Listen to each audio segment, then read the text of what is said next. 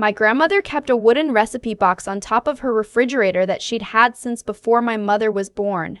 Every Thanksgiving, she'd pull it down, flip through the index cards in her loopy cursive, and make her green bean casserole from scratch, even though every grandchild in the family secretly thought it was just okay. That box was the most her thing in the world. Which is why, when she handed me an envelope at Easter dinner this year and said, "This is for your future, sweetheart," I didn't question it. I trusted her the way I'd always trusted her. Completely. My stepmother was the one who made me question it. I'd been sitting at the far end of the table, which is where I always ended up. Not because anyone told me to sit there, but because that's just how it worked in our house. My dad remarried when I was 11. His wife, Sylvia, had 2 kids of her own, a son who's a year older than me and a daughter who's 3 years younger. They got the chairs closest to my dad. I got the chair by the window next to my grandmother, which honestly suited me fine because my grandmother was the only person at that table I actually wanted to talk to. She was 78 that Easter, sharp as ever, wearing her good cardigan with the pearl buttons. She waited until Sylvia was in the kitchen before she slid the envelope across the tablecloth toward me. "Don't make a fuss," she said quietly. "It's not much. Just something I've been putting away." I opened the flap right there at the table.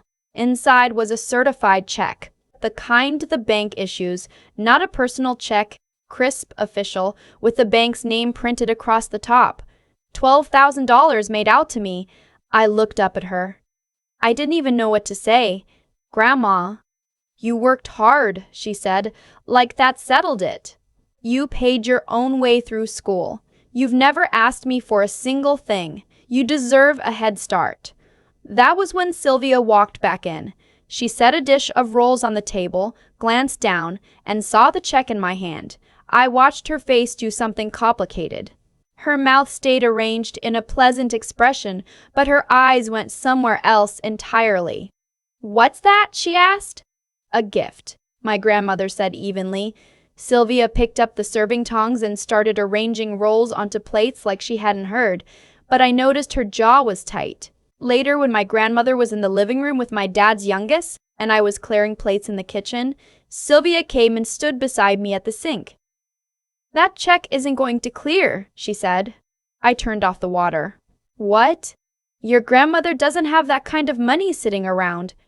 She kept her voice light, almost gentle, like she was doing me a favor. "She's been pulling from savings for years. Whatever account she used, I'd be surprised if it still had a balance." I didn't say anything. "I'm not trying to upset you," she continued. "I just don't want you to get excited over something that isn't real. You know how she gets. She wants to feel generous." I looked at her for a long moment. "Thanks," I said, and I turned the water back on. I want to be clear about one thing. I am not naive. I graduated with a degree in accounting, passed my CPA exam on the first try, and I work as a forensic accountant for a mid-sized firm that primarily handles fraud cases. I spend my days tracing financial paper trails. I know what a certified check is. A certified check is drawn on the bank's own funds after the bank verifies the account has sufficient money and sets those funds aside. The account holder's balance doesn't matter after that point. The bank has already guaranteed it. It cannot bounce the way a personal check can. Sylvia either didn't know that, or she was counting on the fact that I didn't know that. I kept my face neutral the whole rest of Easter dinner. I ate my grandmother's green bean casserole. I helped with the dishes. I said goodbye to everyone and I drove home with the envelope in my purse. Monday morning, I deposited the check at my bank before I went to work. It cleared by Tuesday. I didn't call Sylvia. I didn't say anything to my dad. I deposited $12,000 into a high-yield savings account, and I went on with my life, and I thought that was the end of it. It wasn't. A few weeks later, I was at my parents' house for my dad's birthday, a low-key dinner, just family. And after the cake, I ended up in my dad's study helping him find a document he needed for his car insurance. He keeps everything in this old filing cabinet by the window, the kind with the squeaky bottom drawer. He went to take a call and left me hunting through folders, and that's when a label on a hanging file caught my eye. My name. Written in Sylvia's handwriting. I should have left it alone. I've thought about that moment a lot since then.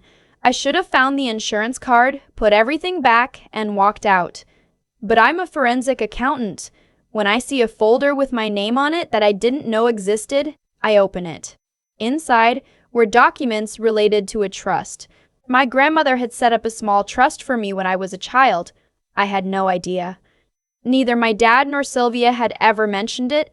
The documents were dated from when I was 9 years old, 2 years before my dad even met Sylvia, and they outlined a fairly simple structure. My grandmother had deposited money into the trust over the years. The trust was to be managed by a named trustee until I turned 25, and at 25, the funds were to be distributed to me directly. I turned 25 8 months ago. I sat down on the floor right there next to the filing cabinet and read every single page. The trustee named in the original document was my dad. That made sense. He was my parent. She was setting up something to benefit her grandchild. She named him to manage it. What didn't make sense was a document near the back of the folder, dated about 6 years ago, that showed my grandmother had transferred trusteeship. She hadn't just changed who was managing the fund. She dissolved the original trust structure and reinvested the assets, except the destination account wasn't in my name. It was a joint account. My father and Sylvia's names were both on it. I am very good at staying calm in professional situations. I've sat across tables from people who have embezzled hundreds of thousands of dollars and kept my face completely still while I methodically laid out the evidence. But sitting on my dad's study floor with my grandmother's trust documents in my lap, I felt something go sideways in my chest that I haven't felt in a long time. I photographed every document with my phone. I put everything back exactly how I'd found it. I found the insurance card my dad needed. And when he came back from his call, I handed it to him and said I had an early morning and needed to head out. I hugged him goodbye at the door. He smelled like the same cologne he'd worn my whole life. In my car, I sat in the driveway for 10 minutes before I trusted myself to drive. I didn't go to my dad first. I know that might be hard to understand, but I needed to know what I was actually dealing with before I had any conversation with anyone. In my line of work, you don't confront people with suspicions. You confront them with facts. I called my grandmother the next morning under the guise of wanting to bring her lunch. She's a widow. She lives alone. She's always happy for company. We ate turkey sandwiches at her kitchen table, and afterward I asked her, as gently as I could, if she remembered setting up the trust. Her face changed, not with confusion, with something more like grief. I always meant to talk to you about that, she said. I asked your father about it after your 25th birthday. He said it had already been handled and not to worry. Handled how? She set down her coffee cup. He said the money had been rolled into a family investment account for all of you. I asked her how much had been in the trust when she'd last known. She thought for a moment. A little over $43,000. I didn't let my expression change. I just nodded and poured us both more coffee. That evening, I sat at my own kitchen table with my laptop, a legal pad, and the photographs I'd taken of the documents. I am not an estate attorney, and I want to be honest about the limits of my own expertise. But I know how to read financial documents, I know how to trace money, and I know when something has been structured to obscure a paper trail. What I found over the course of several evenings was this. The trust had been dissolved and the assets transferred to the joint account approximately 6 years ago. In the years since, I could find no evidence of a corresponding investment account in any of the family's names. I found records of a significant home renovation on the house my dad and Sylvia shared, a new boat purchased for cash, and Sylvia's son had attended a private university, 4 years, full tuition, during the exact same window when the trust funds would have been available. I want to be careful here. I am not saying I can prove any of this with absolute legal certainty.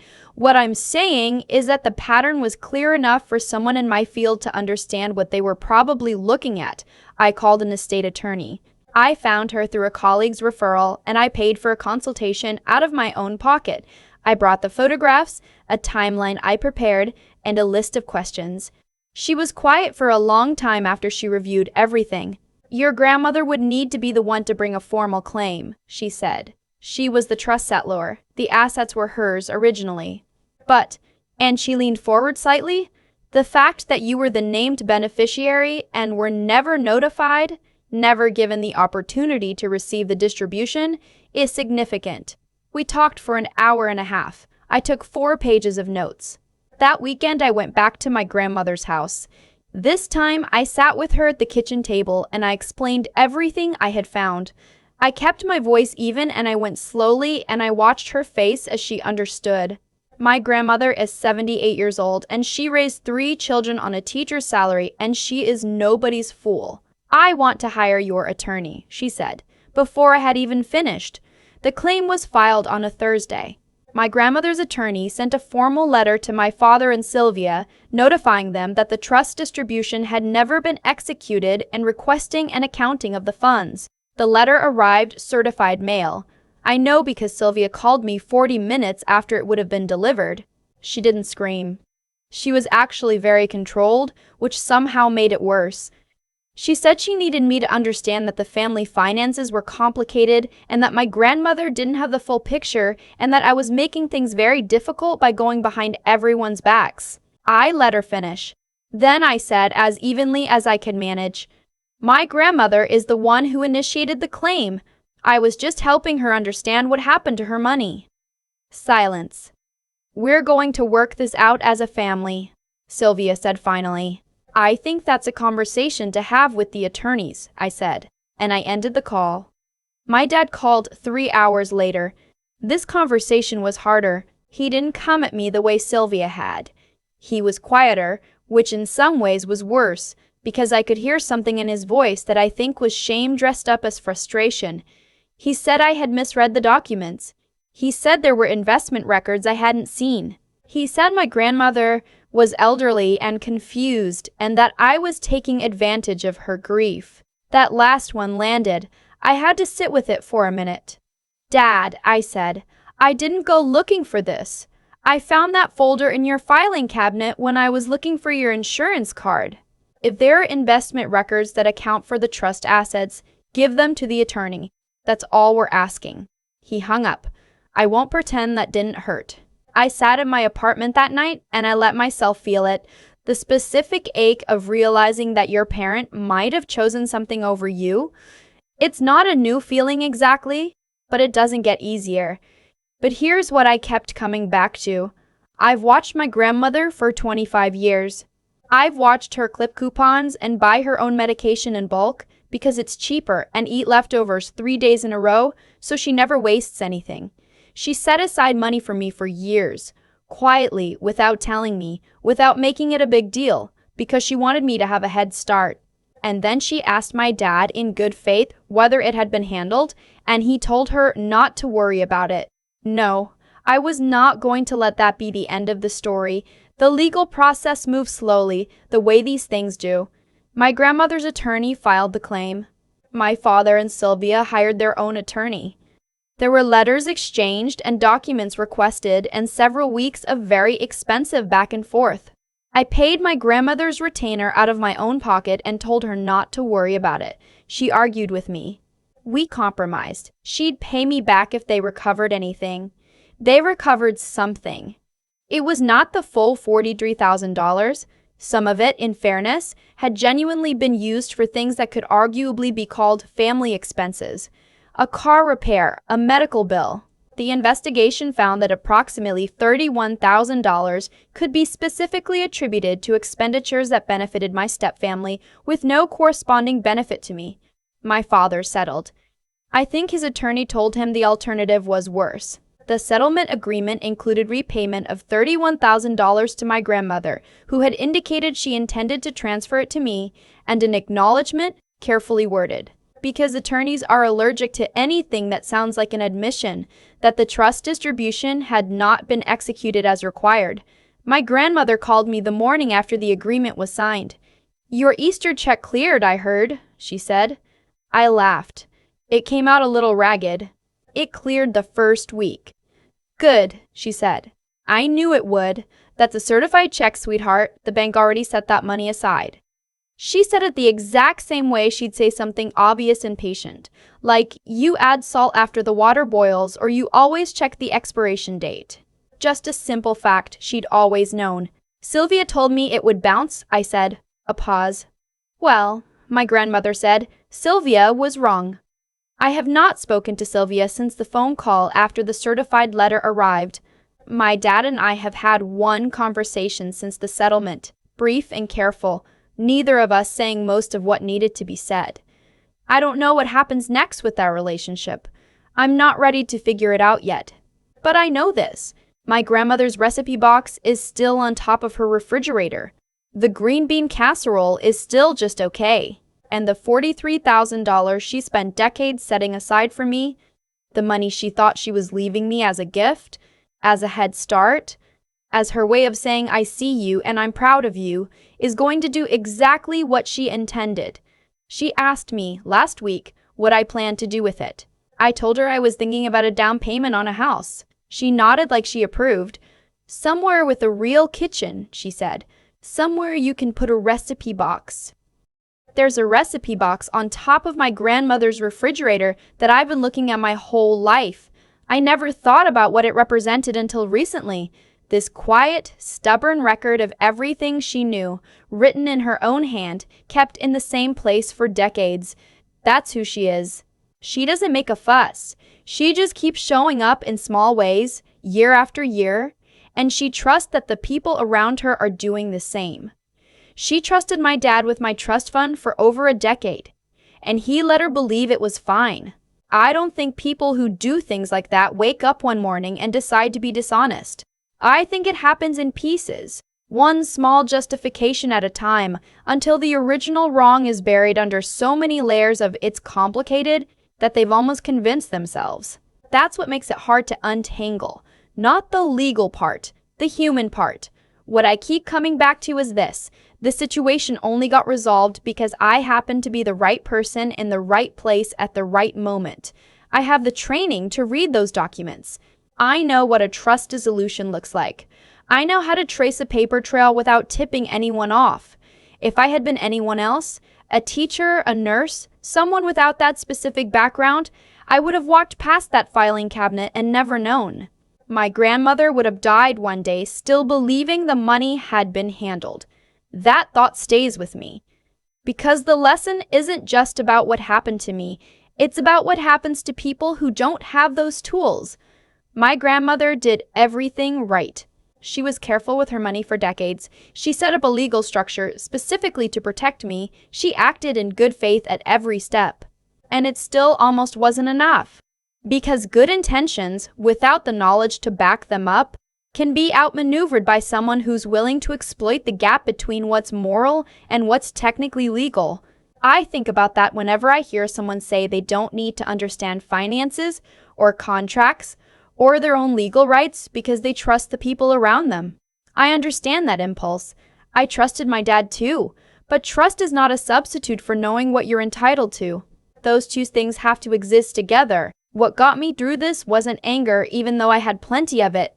It was being willing to sit at my kitchen table every night for 2 weeks with a legal pad and a set of documents and just do the work, carefully, methodically, without jumping to conclusions and without backing down when it got uncomfortable. It would have been easier to close the folder and pretend I hadn't seen it. Nobody would have blamed me, but I would have known. My grandmother gave me $12,000 because she believed in my future. What she actually gave me over a lifetime was the model for how to fight for something quietly and persistently until it's resolved. Not with drama, not with threats, just with patience and the refusal to pretend that something wrong is acceptable. The settlement came through. The money is going toward a house, and somewhere in the future, I'm going to have a kitchen of my own, with a refrigerator and enough space on top of it for a recipe box.